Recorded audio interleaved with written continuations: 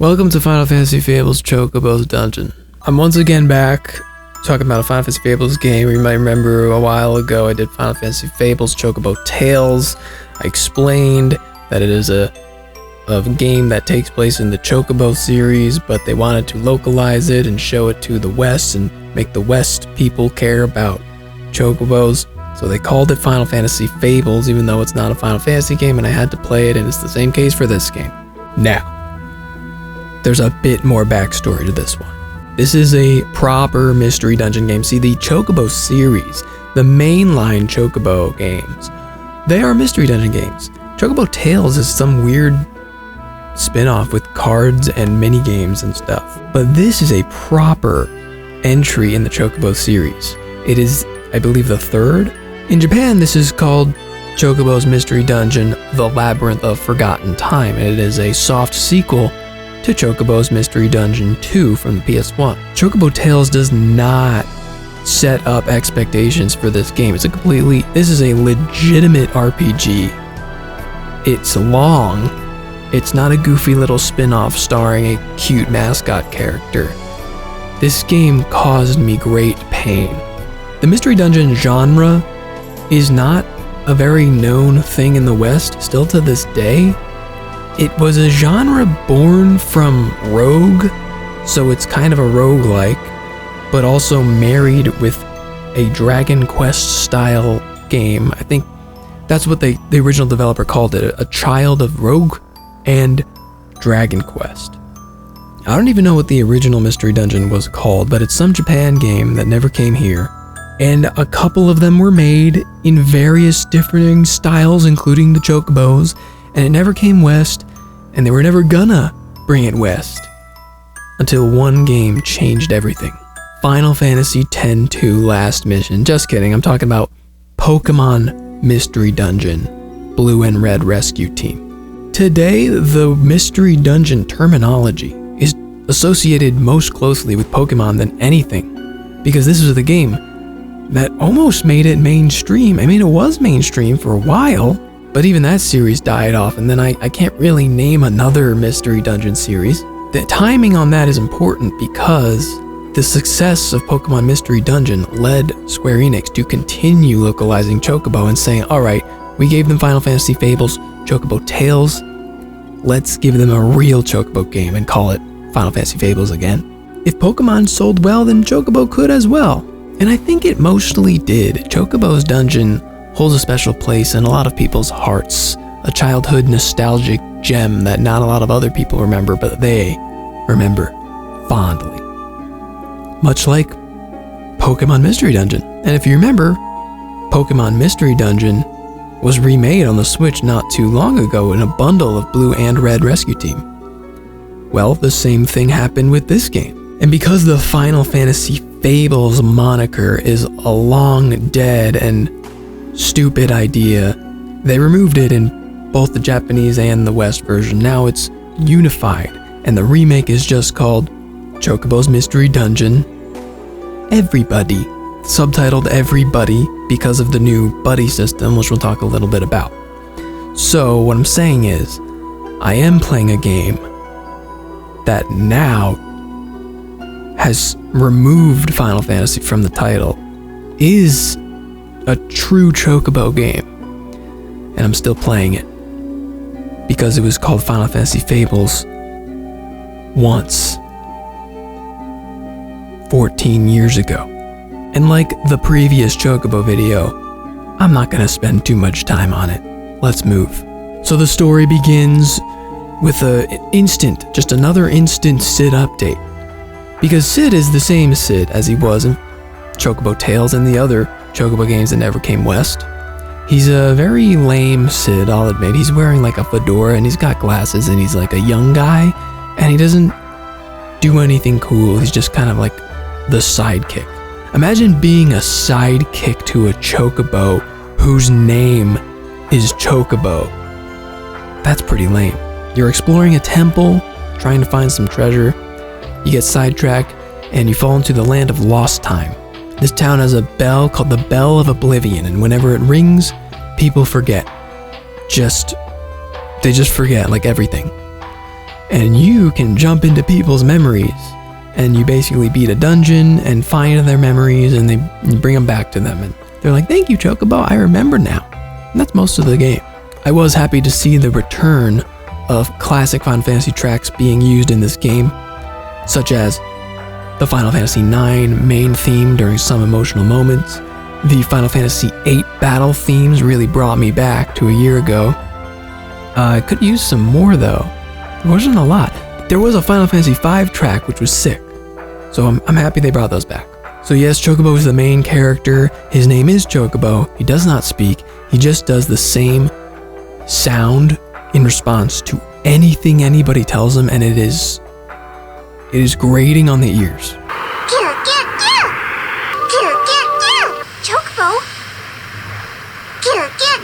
In honor of the hero Chocobo and his partner Sid.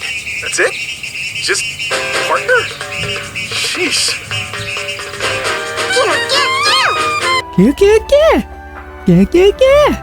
Over and over and over. Oh my god. I wanted to kick this little bird thing in his beak. So aside from bring people's memories back, you gotta also find out the mystery of the oracles, of the elements. Basically, you gotta get the 4 things in the 4 temples. You know that kind of story. When you beat the first temple, you find an egg, and a boy hatches out of the egg named Raffaello. Everyone just starts calling him Raffaello.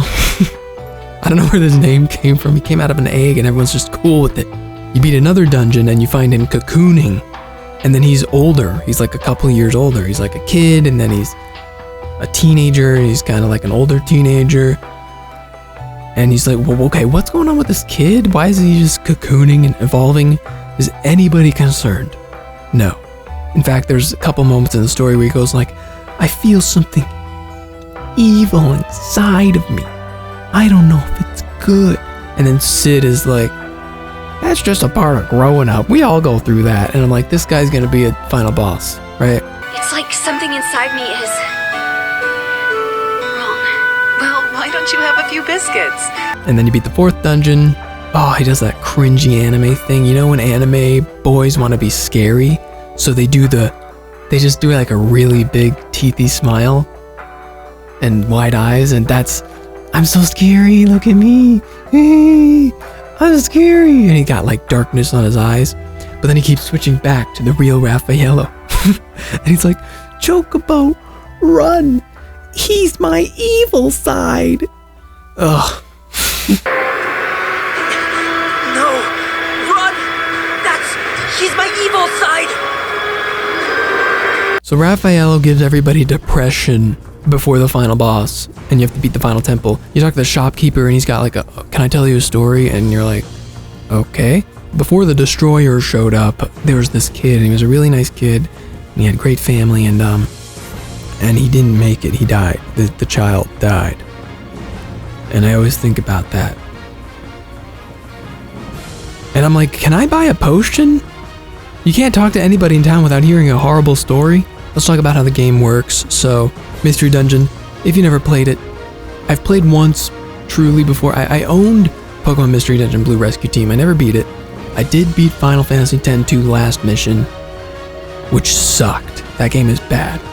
I said it was one of the worst Final Fantasy games I played on the show, and I still maintain that. And like I said earlier, the Mystery Dungeon genre is a child of roguelikes and traditional RPGs. So instead of a rogue game where you're just in a loop over and over, and maybe you keep getting deeper in the loop, or you keep finding new items and new secrets and new abilities, and that's the core of the gameplay, now you have a collection of dungeons. So every dungeon is procedurally generated, and if you die, you come back and it's a new generation. The levels are these grid-based hallways with rooms and randomly placed enemies and randomly placed exits, and you gotta just climb down until you find the boss. But the town is a hub world where you can store items or buy new things or find out some story stuff. The storing of items is important because, yes, like roguelikes, you lose everything when you die. And that is where the pain comes in. I am somebody who really enjoys roguelikes, actually. Not that I've played a lot, but when I do get into one, oh, it's bad. It's bad. Because those games are addicting. They're all about the dopamine rush of like, gotta get into a new item room. Oh, what's it gonna be? Oh, it's like this crazy cool overpowered item. Oh. And I could be like the whole game with this, and then you go in and you get cocky and then you die. But then you get the run where like you have a bunch of bad items and you're like, I don't know how I'm gonna make this work, but because you're focused on like making it work, you actually make it through and you're like, holy crap, I did it with like this garbage item. Can't believe I did that. Roguelikes are fun. Mystery dungeons, just gonna say it before I even explain more of the gameplay. They're like roguelikes without all that fun. But all of the added slow and annoying parts of RPGs. It's not a good pairing in my opinion. There is a leveling system outside of dungeons. There is a job system in this game, yeah. And there's leveling up jobs and stuff, and it's like, it feels like I'm playing two separate games, you know? There's equipment, and you can upgrade equipment and add stats and abilities to your equipment, which is necessary if you want to get by.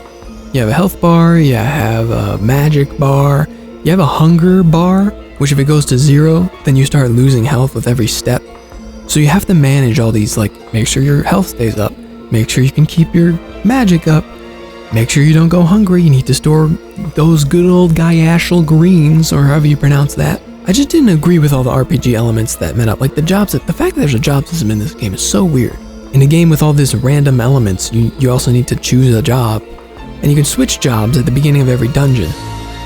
But they start off all almost useless. There's like one ability you can use.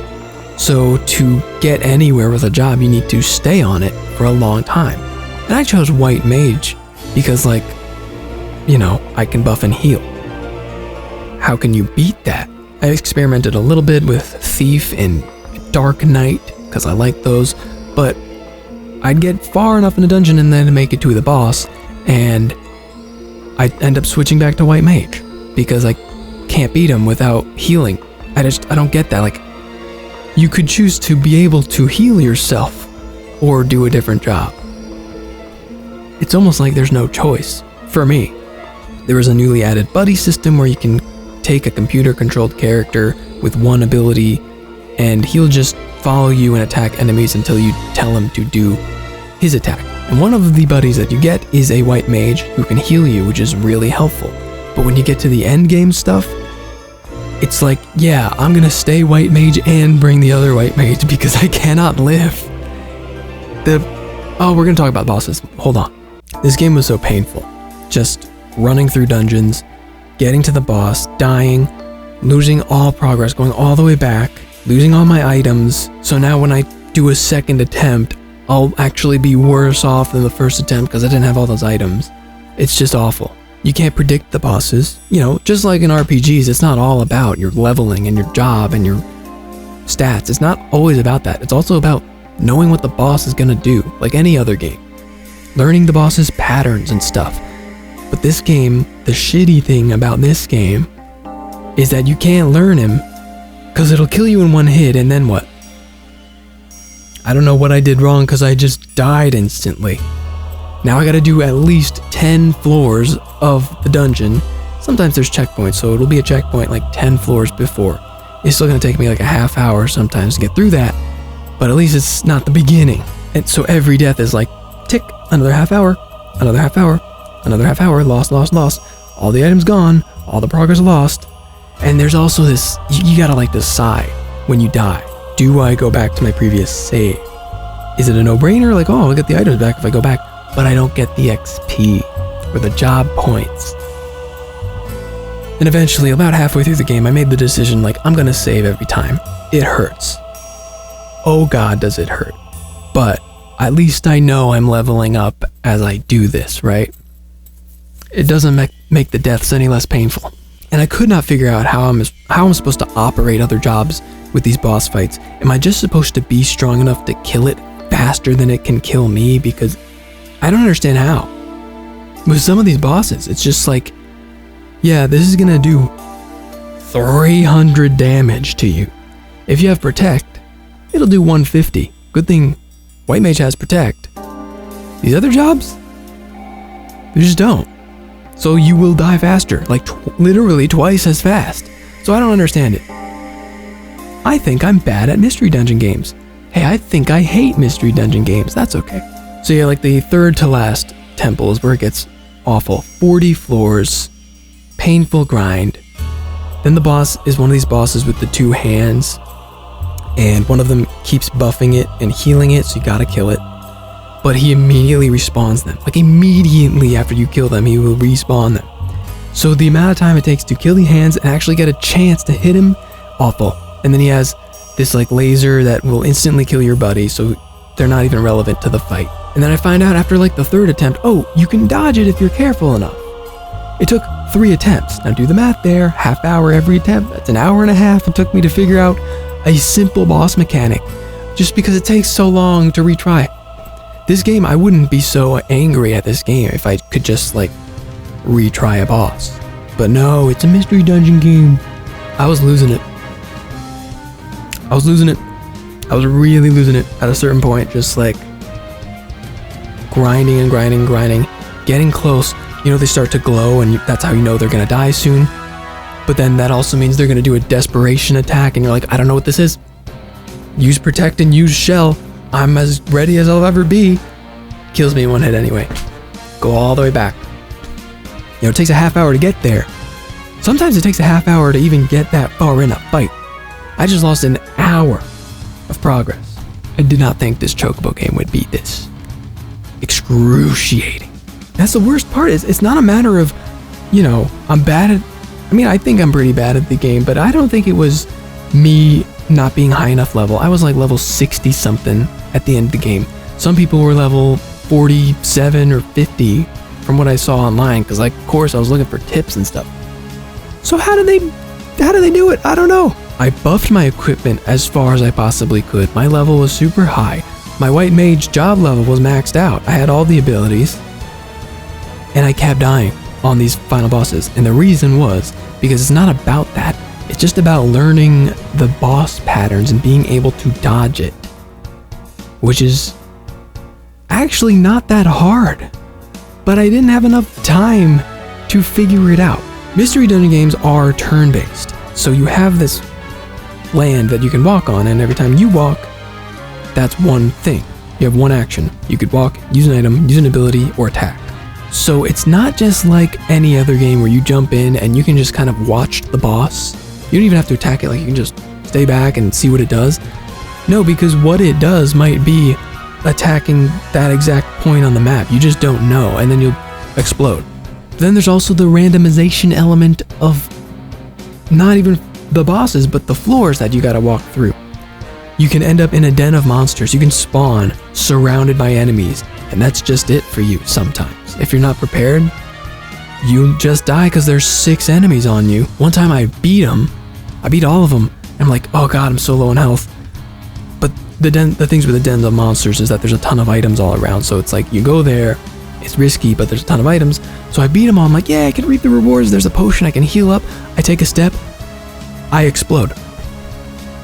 Literally, I take a step and I press a button that was invisible and I explode and die and lose 45 minutes of progress. Didn't have fun playing this game, but I need to be real. I don't want to be too overly biased with how I talk about games when I had a bad experience, because it's just me. I had a bad experience. If you're a Mystery Dungeon fan, apparently this is one of the easier ones. Like I can only really compare it to Final Fantasy X-2 Last Mission. That game, I experienced very similar levels of frustration. The random element and just not knowing what to do, it being so cryptic that I had to look it up. Except there's nothing you can look up in this game because it's all just like bosses. There's not a lot of info on this game either. There's no guides. I found one guide that was like a third of the way finished, and you know, it's one of those things where it says, don't worry guys, I'm gonna work on this next weekend. 5 years ago that was posted. So it's just, there's nothing out there. But again, you know, I hated it. But when I'm like, if I'm gonna like rank all these Final Fantasy games, I wouldn't put it at the bottom because that would be unfair. I had a personal bad experience. This is a very similar feeling to when I played that first Tactics game. You know, eventually I have to accept that it's not a bad game. It's not like badly designed, but I don't like it. It's not my thing. I don't agree with it. I'd rather play many others. I try to remove my own bias from the equation.